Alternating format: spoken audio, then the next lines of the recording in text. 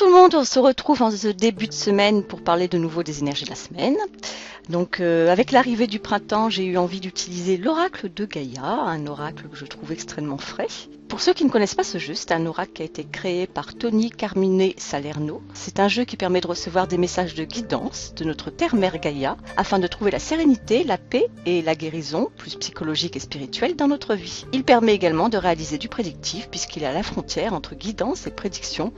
Je vous laisse découvrir sa présentation complète dans la rubrique Le laboratoire de Graines d'Éden. Je vous mets le lien juste en dessous dans la description de la vidéo. Alors dans l'ensemble, ces énergies concernent tout le monde.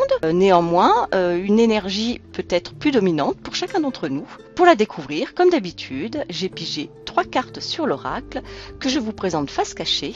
Il vous faudra en choisir une. Vous pouvez vous concentrer sur une problématique qui vous tient à cœur ou simplement penser à votre vie d'une manière générale. Ne vous inquiétez pas, comme toujours, je vous laisse 10 secondes. Vous pouvez également mettre la vidéo sur pause pour faire votre choix avant de retourner les cartes.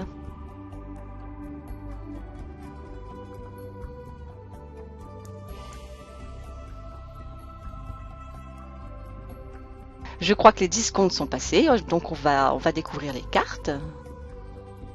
Si vous avez choisi la carte numéro 1, c'est la carte Voie secrète, mariage de l'esprit et de la matière. Cette carte nous parle de choix et de chemin à prendre.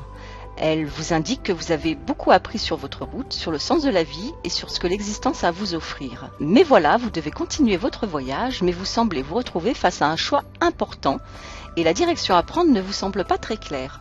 Cette carte vous murmure qu'il y a bien une voie à emprunter, même si vous ne la voyez pas. Elle vous conseille de vous centrer sur vous-même afin d'écouter ce que votre cœur a à vous dire. Elle vous chuchote que l'esprit et la matière doivent enfin s'allier, fusionner pour connaître un réel progrès dans votre situation ou dans votre vie. Votre esprit rationnel doit s'allier à votre cœur afin de faire votre choix et de vous accomplir et réussir ce que vous avez en tête. Cette carte vous promet d'être protégé sur votre chemin si vous respectez cette alchimie spirituelle. Si vous avez choisi la carte numéro 2, c'est la carte Rêve, Révélation, Perspicacité, Découverte. Cette carte parle d'une libération, d'une information jusqu'alors inconnue qui vous sera révélée d'une manière ou une autre. Ce peut être par une compréhension intuitive, par une autre personne ou encore par des signes que vous recevrez en rêve. Cette révélation va enfin vous permettre d'y voir plus clair et de comprendre une situation qui vous semblait confuse et qui vous perturbait. Quoi qu'il en soit, cette carte vous parle de soulagement et de libération. Elle vous conseille néanmoins de faire attention aux idées préconçues et à une tendance à échafauder des conclusions hâtives quand l'incertitude frappe à votre porte. Elle vous demande de vous baser sur les faits et également d'écouter votre intuition la prochaine fois que vous êtes confronté à des situations que vous ne maîtrisez pas.